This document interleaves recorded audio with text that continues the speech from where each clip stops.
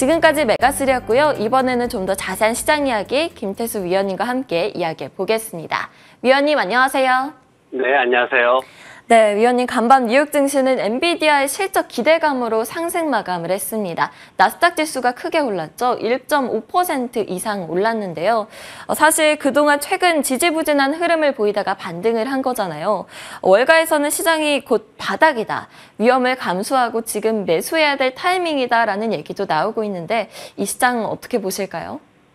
네, 시장에서 엔비디아가 결국은 더 좋은 실적을 발표를 했습니다. 그러면서 전반적으로 상승을 보였는데, 그래도 경제에 대한 얘기는 그다지 좋지는 않아요. 뭐냐면 이제 모기지 금리 같은 경우에도 7.3%로 뛰었습니다. 그러면서 2000년 12월 이후 최고치를 기록을 했고, 계속해서 이제 인플레이션에 대한 우려가 남아있다라고 얘기를 하고 있습니다. 그리고 S&P 글로벌에서 발표한 PMI 지수가 또 좋지 않았어요. 제조업 쪽에서 47.5 여전히 침체 국면에 있는 상황이고 서비스 쪽도 지금 51로 나왔는데 6개월 만에 최저치를 기록을 했습니다. 그러다 보니까 이제 S&P 글로벌 마켓 쪽에서 하는 얘기는 경제 성장에 대한 의구심이 좀 커지고 있다. 이렇게 지금 얘기를 하고 있습니다. 그리고 이제 신규 주택 판매 같은 경우에는 하락할 걸로 예상을 했는데 그래도 4.4% 상승하는 모습이 보였고 크루드 오일 재고 같은 경우에는 예상치보다 2배 이상 더 큰 600만 배럴 정도 이렇게 감소하는 모습을 보이기도 했습니다. 시장에서 이제 엔비디아가 장마감의 실적 발표를 했는데 이제 뭐 다들 오늘 그 얘기를 하실 거예요. 근데 중요한 거는 뭐냐면 저는 이제 중요하게 보는 게 뭐냐면은 처음부터 이번 주 초기부터 말씀드렸는데 엔비디아 홀로 장세로 갈 거냐 아니면은 다 끌고 갈 거냐 지난번처럼 다 끌고 갈 거냐 이제 이 얘기를 좀 해드렸는데 지금 분위기 봐서는 어떤 상황이냐면은 엔비디아 같은 경우에는 시간 외에서 500달러를 돌파를 하면서 515달러까지 이제 사상 최고치를 기록을 했거든요. 근데 그러면은 나스닥이나 S&P 500 같이 이렇게 엔비디아가 소속되어 있는 이 지표들이 어느 정도까지 올라갈 수 있느냐를 봐줘야 되는데 지금 현재 전고점을 뚫을 수 있는 전고점 근처까지 갈 수 있는 이런 상황들이 진행이 안 되고 있습니다. 그러다 보니까 시장에서 어떤 엔비디아에 대한 기대치 이게 실질적으로 시장을 끌고 갈 수 있는 힘은 지난번보다는 굉장히 약하다 이제 이렇게 평가를 할 수 있고 엔비디아에 대한 기대치를 가지고 다른 종목까지 이제 될 거다라고 생각하다가는 자칫하면은 또 잘못된 판단을 할 수 있기 때문에 그런 부분들을 좀 주의해야 되겠고 장마감 후에 엔비디아 실적도 바로 나왔지만 이제 스노우플레이크 실적도 나왔습니다. 스노우플레이크도 그래도 기대치보다는 또 좋은 그런 실적을 발표를 하면서 시간에서 한 3% 정도 오르는 모습을 보였고 내일은 이제 소비 관련주들 꽤 나옵니다. 달러트리라든가 벌링턴이라든가 아니면 갭 같은 회사들이 이제 실적 발표를 앞두고 있기 때문에 이런 종목들도 또 주목해서 보면 좋을 것 같습니다. 네, 그렇다면 좀 더 자세한 종목별 이슈들 다뤄보겠습니다. 기업들이 줄줄이 실적을 발표를 하고 있고 이제 거의 막바지에 다다랐는데요. 엔비디아뿐만 아니라 정말 많은 소매 기업들도 실적을 발표하고 있습니다. 하나씩 짚어볼까요?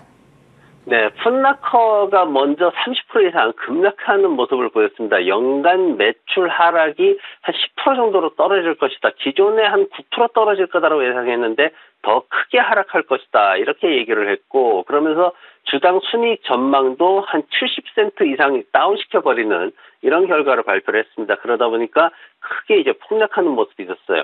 펠로톤 같은 경우에 이제 그 자전거 생산하는 거 우리 운동할 때 쓰는 그 피트니스용 자전거 생산하는 회사입니다. 이 회사 같은 경우에 지금 또 한 20% 이상 이렇게 하락을 했는데 성장이 굉장히 둔화되고 있다. 여기에다 리콜 비용도 한 4천만 불 이상 더 들어갈 거다. 이렇게 얘기를 했어요. 거기에다가 구독자들도 29,000건이나 감소하면서 매출 자체도 크게 떨어지는 모습을 보였습니다. 그래서 시장에서 이제 펠로톤도 그동안 조금 올라갈 수 있지 않을까라는 기대가 있긴 했는데 그 기대마저도 다 무너뜨리는 이런 상황이 진행이 됐고 아베크롬비 다들 아실 거예요. 이제 의류 회사입니다. 아베크롬비 같은 경우에는 기대치를 굉장히 높이면서 목표치를 높이면서 20% 이상 급등하는 모습을 보이기도 했는데 올해 매출이 한 10% 정도 더 성장할 수 있을 것이다라고 그렇게 나왔습니다. 그리고 윌리엄스 소노마 이 주부들은 다들 아시죠? 이 브랜드 굉장히 고급 그릇이라든가 이래 가전제품 같은 그런 브랜드인데 이 회사 같은 경우에는 지금 보면은 실적이 사실 그다지 좋지는 않았어요. 전년 동기 대비해서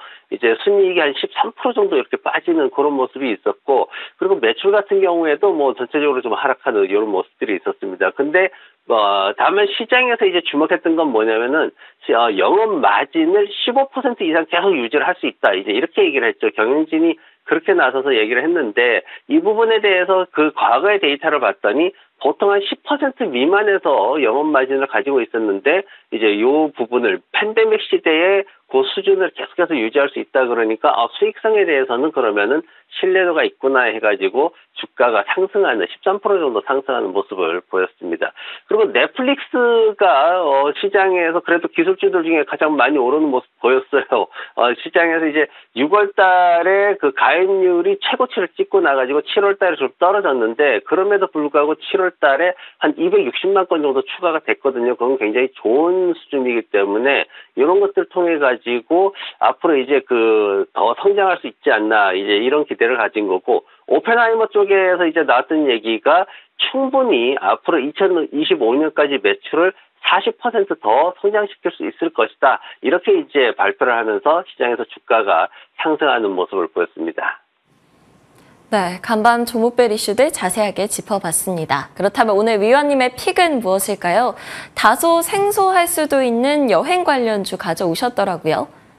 네, 맞습니다. 중형주 쪽에서 안정되게 배당을 받을 수 있고 매출이 올라가고 있고 앞으로도 더 성장할 수 있는 회사가 뭐냐를 찾아봤더니 시장에서 이제 여행 관련주가 하나 숨어 있는 종목이 있었습니다. 그래서 이 여행 관련주라고 해가지고 어떤 여행 상품이 굉장히 다양합니다. 뭐 티켓을 판다거나 항공권을 판다거나 뭐 여러 가지 이제 그런 것들이 있는데, 근데 이 트래블 레저라는 회사, 이 회사는 그런 게 있습니다. 미국에서 이제 호텔을 잡아서 가실 때 굉장히 싸게 가는 방법 중에 하나가 뭐냐면은 호텔에 가서 어떤 컨퍼런스에 참여를 하게 되면은 굉장히 호텔 숙박료를 할인해주는, 절반 이상 할인해주는 이런 것들이 있습니다. 근데 그 컨퍼런스라는 게 뭐냐면은 다들 아실 거예요. 뭐 우리나라 같은 경우에도 콘도나 이런 뭐 어떤 리조트나 콘도 이런 것들에 대해서 1년에 며칠을 내가 사용할 수 있는 권리를 돈을 주고 먼저 사는 이런 것들이 있습니다. 역시 이제 그런 컨퍼런스를 하는 건데,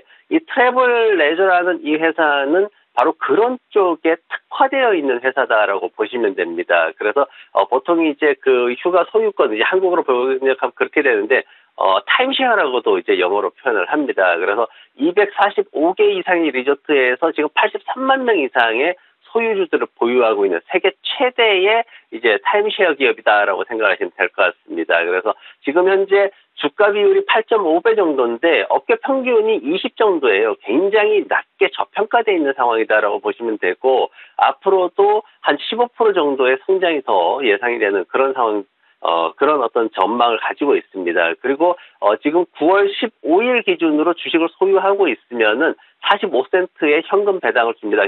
지금 현재 시가 기준으로 배당 수익률이 4.5%이기 때문에 굉장히 높게 그렇게 측정이 되고 있고, 일반적인 재무구조 보면은 지금 최근 3분기 동안 시장 기대치를 좀 충족을 하는 그런 결과를 발표를 했어요. 다만 이제 2019년도 최고 매출을 초과하지 못하고 있다는 좀 아쉬움이 있는데, 요거는 경기가 회복되어 가면서 이제 소비자들이 소비 여력이 더 생기면서 더 증가할 것으로 그렇게 기대를 하고 있습니다. 지금 현재 시장 평균 목표가 자체가 52달러예요. 현재 주가에서 30% 정도 더 상승할 수 있는 여력이 있고, 최고가는 66달러까지 기대를 하고 있습니다.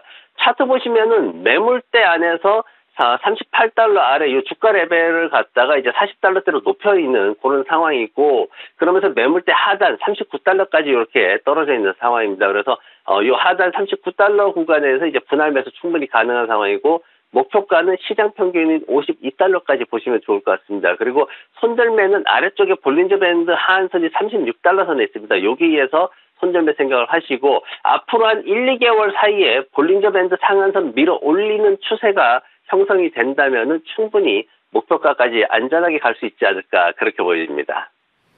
네, 오늘 위원님의 픽은 이름값 하는 여행 관련주죠. 이름의 여행, 트래블이 들어갑니다. 트래블 레저 코퍼레이션 가져오셨고요. 목표가는 52달러, 39달러에서 분할 매수하자 이야기해 주셨습니다. 지금까지 김태수 위원님과 함께했습니다. 오늘도 좋은 말씀 감사합니다. 네, 고맙습니다.